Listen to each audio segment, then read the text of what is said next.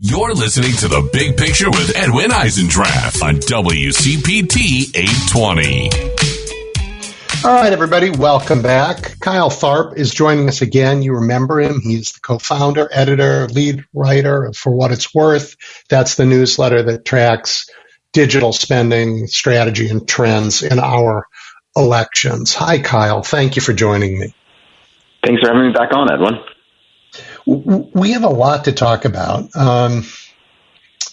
Yes, we do. Do you yet know how much was spent sort of on digital campaigns this cycle? We don't. I mean, we have sort of broad outlines, but very large top lines are kind of hard to pull together because of all the different groups spending. But, you know, one thing that we found before Election Day and saw afterwards was just a major disparity between Democrats and their outside groups versus Republicans in terms of spending on places like Facebook and Google. It was just, it wasn't even close. Particularly what we saw concluding this week with the Georgia runoff election, even after Election Day, with a lot of Republican hand-wringing, Democrats like Raphael Warnock and his allies continued to outspend Herschel Walker something like 4-1. So, I mean, we're talking about tens of millions, if not over $100 million in spending on places like Facebook and Google this year, which is really wild. Do you think the digital spend has, I mean, where does it compare to the spending on TV and campaigns now? That's a really great question. It is completely dwarfed by television spending, believe it or not.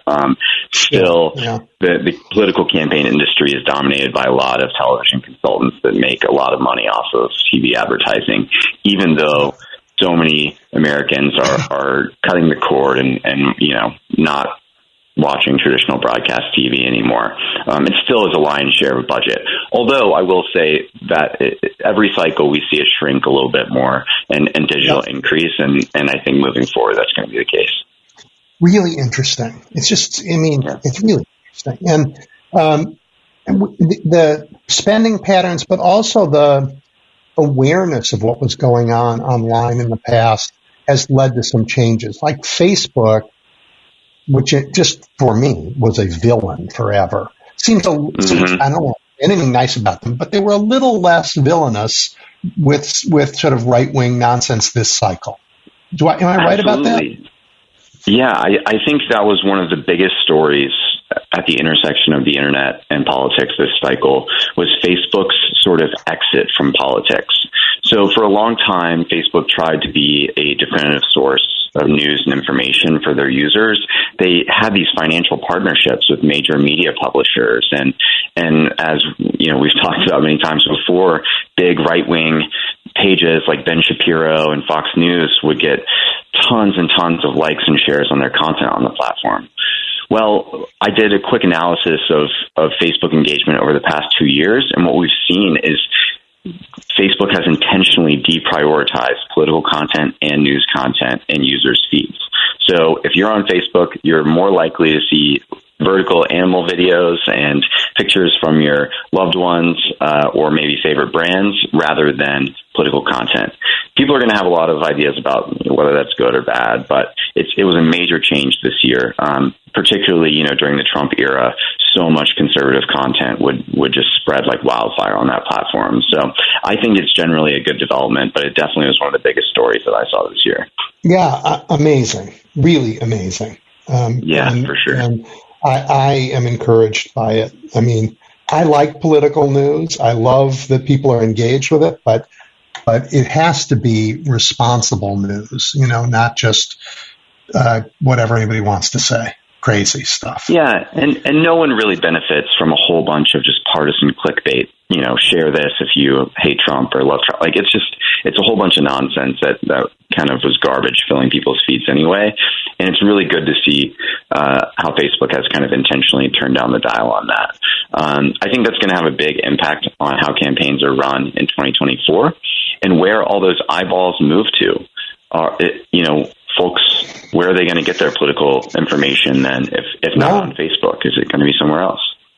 Well, so I don't want to be too Pollyannish or optimistic about Facebook not being the source of such divisive and dishonest news as it was in the past, even though so many people have sprung up to watch social media, to police social media. Dark money does what it does, and there's a whole lot of stuff still finding its way out there. Have you seen that? Have you seen, I think about all the, I don't even know what to say, Citizens for a Cleaner World, who are really funded by like big oil. Stuff like that is out there, isn't it? Yeah. After the 2016 election, there's this whole industry of academia and nonprofits, think tanks that kind of sprung up to police and monitor misinformation and disinformation online. And those groups have done really great work and put out tons of reports, but we've seen bad actors kind of adapt to this new world of misinformation monitoring and kind of get around some of the rules a little bit. So a couple examples this year that I personally identified was, one, we saw a whole bunch of supposedly pro-climate ads that were telling members of Congress to kill Joe Biden's climate legislation on Capitol Hill because it wasn't progressive enough. It turns out those ads were bought and paid for by some type of industry group that had ties to Republican operatives that really just wanted to kill the bill. So, that was pretty shocking discovery on our part, that groups were able to create all of these different entities in order to advertise and essentially deceive voters. On another level, more recently, in the final week of the election, we saw all these ads pop up urging Republicans to not vote for the Republican candidates because they weren't conservative. Oh, I want to talk to you about that. The rhino stuff is so interesting. Just hang on, because I know exactly where you're going, but I need to, we went a little too fast for everybody who's listening online. So Kyle and I, he was just talking about how for instance, on the environmental stuff, groups organized with their real intention was to kill environmental legislation, but they pretended to be environmentalists. And so, every Democrat gets their hackles up and says this is outrageous. It should never happen, right? But now hear this. Yeah, so in the final week of the midterms, we saw ads running in, I believe, 4 states, Michigan, Pennsylvania, Wisconsin, and Arizona, that were telling Republicans not to vote for the Republican candidate for a state legislature in their district because they were tied to ballot mule schemes or they were secret Democrats. They were not conservative enough. And these advertisers were called Rhino Hunter pages, Republicans in name only. So they were accusing these Republican candidates of being rhinos and telling people not to vote for them. Well, the only alternative would be to vote for the Democrat. And so they serve the purpose of, decreasing Republican vote share in a whole bunch of highly competitive state legislative races. I took a closer look at who was behind some of these groups and found ties to some prominent Democratic consulting firms and nonprofits. So I don't have exact individuals pinned down on who is behind this, although I am familiar with several of the Democratic groups and firms that were involved. So that was another, really interesting way that smart, sophisticated operators are able to get around political transparency rules and really run ads saying whatever they want without people knowing who's behind them. Yep. So I don't like that. I would prefer that we have rules that everybody abide by, and it's better for the democracy. But the partisans who are listening are going to cheer that Democrats have figured out how to use all of the edges that Republicans have used in the past. None of it's good for us, but they used them and they used them well. Yeah, I'm torn on it as well, right? When our very democracy is at stake, I think this is an example of some Democrats not bringing a knife to a gunfight. And so it's extremely controversial. Folks will have lots of opinions on it, but people are going to do what they have to do. Yeah. Kyle, I have so many questions, and I'm just looking at the clock. I want to make sure I ask you one you can answer before we have to take a break. We talked about state legislative races when you and I talked in October before the midterms. And you were telling me that Democrats were paying more attention to these races online than Republicans. And I didn't know what to make of it at the time. Then this happened. Democrats had a miraculously strong showing in state legislative races around the country. What does that tell you? Yeah, I mean, that type of investment really paid off. So a typical swing state legislative race does not receive a lot of advertising investment. And so your dollars go so much farther if you're spending on digital advertising, targeting voters in specific zip codes. I mean, several $1,000s is a major investment in some of these races. And so the fact that Democrats really prioritized and spread out their money to win key chambers in key states will have an enormous impact on literally our democratic future moving forward in 2024, particularly with all of these state legislatures, Republican state legislators eager to do a whole bunch of crazy election stuff. So flipped Michigan, prevented a supermajority in Wisconsin. I mean, remarkable things that happened. Flipped Pennsylvania as well. Yeah, everywhere. Yeah. I mean, it was really great. And that type of down ballot investment is something that Democratic operatives and voters have been asking for a long time, and we finally received it. It was another example. We spoke before Election Day. I've said this ad nauseum about Republicans just running an old school campaign this cycle up and down the ballot. And Democrats really were able to take advantage of a whole bunch of Republican campaigns not doing their best. And particularly on the state legislative level, that resulted in some, like you said, miraculous results. Yeah. Hint to everybody listening, we cannot count on that happening ever again. So enjoy it for a moment. It's not going to get any easier. Hey, we need to take a quick break. Kyle and I have a lot more to talk about. Don't go away. You're listening to The Big Picture with Edwin Eisendrath on WCPT 820. Okay, everybody. I am talking to Kyle Tharp, the co-founder, editor, lead writer of a newsletter called For What It's Worth that is really interesting and really focuses on digital campaigning. It's a bigger and bigger part of our lives. Hey, Kyle, we are turning from this election cycle to around the country a more very local sort of municipal elections, mayors and the like all over the country next year. What do you expect to see in the digital campaigning world in elections at that level? For sure, particularly in some of these major mayoral races. I think Chicago has a big one coming up just in a couple months. Yeah. I think, a lot of the key operatives and consulting firms and folks that were working on the midterms, particularly on winning campaigns in the midterms, have already pivoted to start working on some of these major campaigns in municipalities.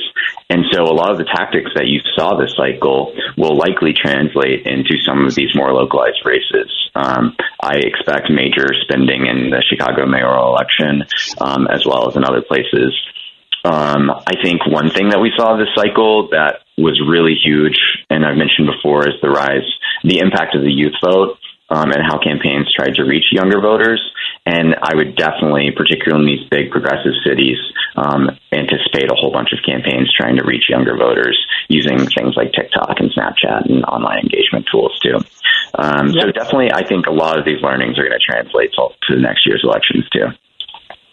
Yeah, I mean, and local TV, certainly news ratings are way down. People are finding their news in other ways. So the digital world is, I don't know how else of course, the tried and true and very best method, which is like to go to somebody's door, is still going to happen in big cities. But I think a lot of what used to be TV is going to be replaced. For more interesting targeted digital stuff. Well, and that on-the-ground organizing stuff is really going to make a difference in places like Chicago. This cycle, remember, in 2020, we were not able to knock on doors because of the pandemic. This cycle, we saw Democrats really mobilize their voters on the ground, tons and tons of events around the country. And I definitely think, Democratic field organizing is here to stay, and will just be continuously ramped up until 2024. But they work together because so much organizing these days relies on social media. Yeah. Yeah, for sure. I mean, how are campaigns recruiting volunteers to come volunteer at their events? And that's using, websites where they can easily get people to sign up, or sharing the word on Facebook or elsewhere on social. So they definitely go hand in hand.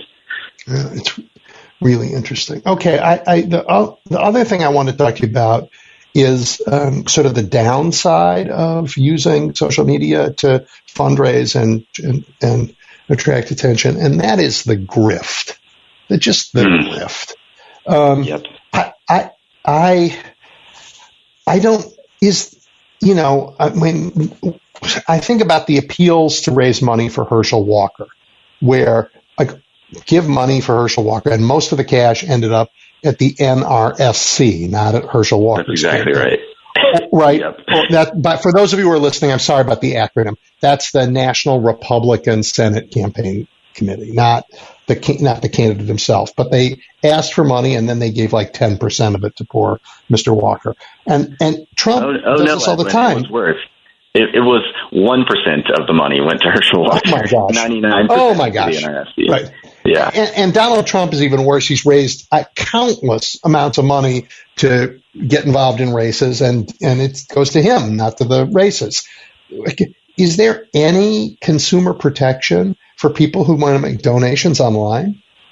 There is not, and it's a tragedy. I think this cycle, I heard so many complaints on both sides of the aisle about bad actors, spamming and scamming their supporters. I spoke with a lot of Democratic consultants who are trying to change that behavior on the left. But you're right, it's ubiquitous. I mean, online fundraising in politics is just known as a very scammy thing. And it really stinks. You donate to one campaign, you give them $5 because you believe in them, and suddenly all these other random campaigns around the country are filling your inbox with your list and yeah, you get 1 million emails, and some of them. I mean, we saw this with Donald Trump in his campaign. Some you don't even know it, but you have. By giving him something once, you've committed to a monthly payment plan where they take money from you every month, and they've had to, been forced to refund a lot of that, but still, it's a travesty, particularly for senior citizens. I think the Republicans are much worse in that regard, right? They definitely have adopted more scammy and spammy tactics, and as a result, this year you saw them raking in less donations. I think they really burned through a lot of their online fundraising lists, and a lot of their voters were turned off because of all of these aggressive tactics. So that's a warning sign for Democrats to make sure that we treat our supporters with respect, particularly when it comes to text message fundraising and email fundraising, or else maybe that well will dry up one day, which we can't have happen, particularly on our side. But you're right. It's just been a major story this year, and unfortunately there's no end in sight that I can tell. It's really painful for people who want to support a candidate and then lose complete control of their inbox, right? Yeah. It's just now overflowing with pleas for cash. And then we now know the cash doesn't go to where we think it's going to go half the time. Right. And believe it or not, the 2024 election has already begun. Trump's campaign is sending out, 20 emails a day asking for money. His potential competitors, like Mike Pompeo and Kristi Noem, are already running ads like that. That campaign has already started, and it's really fascinating. Trump's name has been the number one fundraising tool for committees like the Republican National Committee, the NRSC, like you mentioned earlier.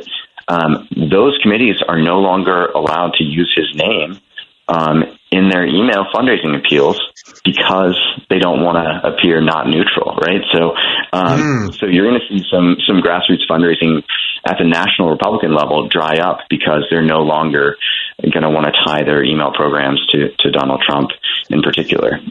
Super interesting. But like Wendy Rogers is a state legislator in Arizona who, 3 seconds after the governor's race was certified, the Maricopa County Republicans all certified unanimously that they were the election results went the way they went. She sent out an email to everybody saying, she's going to lead the state legislature committee to fix the voting problem in Maricopa County, which there wasn't one. And she's now the biggest fundraiser out there in the state. Yep, I can believe it.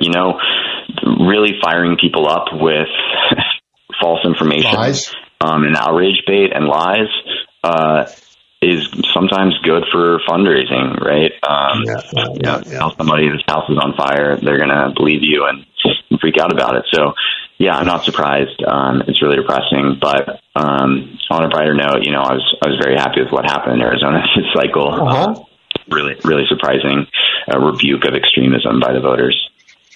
I think Americans are, look, we have ads directed at us 24 hours a day. I mean, practically beamed into our sleep. Americans are the most advertised to people in the world. We have an enormous consumer society. So in some sense, we're a little savvier about the stuff that people send us than maybe everyone thinks.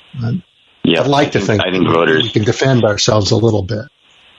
Yeah, I mean, my biggest takeaway from November 8th was that we don't give voters enough credit for their own agency, and particularly a lot of these consultant types in D.C. Think that voters may be a little bit more gullible or swayable than they actually are, which I think is a good thing. Folks actually came out in droves to rebuke a whole host of extremist candidates everywhere, which is really inspiring. Okay, so I don't want to talk about the next election cycle yet. Yeah, we can stay away from that. But the human beings who developed expertise in digital campaigning and were working that cycle are now they can't all find jobs in the municipal cycle. It's just not big enough. What do they do in their what do they do in the off time? I mean, do campaigns, because they're valuable, find other work for them to keep them going? I mean, or do they go to work for corporate America, advertising products? Well, I think there's a whole bunch of different things, right? There's a whole host of progressive advocacy organizations on the left, many of which are based in D.C., that will be focused on taking that kind of talent pool and channeling it into effective issue advocacy over the next year or two. And that's super great and valuable. I've already heard rumblings of folks interviewing people for 2024 campaigns, believe it or not. So some people will just jump straight in. And then others may start new digital consulting firms or for-profit enterprises to work on races like the Kentucky governor's race this year, or a whole host of state legislative races in Virginia this year, or next year, sorry. So, yeah, there's no shortage of work to be done, but you're right. There are a whole bunch of talented campaign operatives, particularly in the digital space, that are now looking for jobs. Yep. It's going to be interesting. It's going to be interesting. Well, as always, I really appreciate the time you give me and all of us who are listening to sort of make sure that we're not